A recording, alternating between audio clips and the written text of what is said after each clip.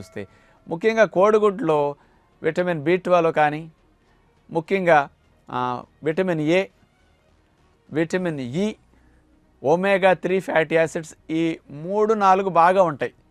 కానీ ఈ 3-4 ఉన్నాయి కూడా మొత్తం పస్సంలో ఉంటాయి అన్నమాట.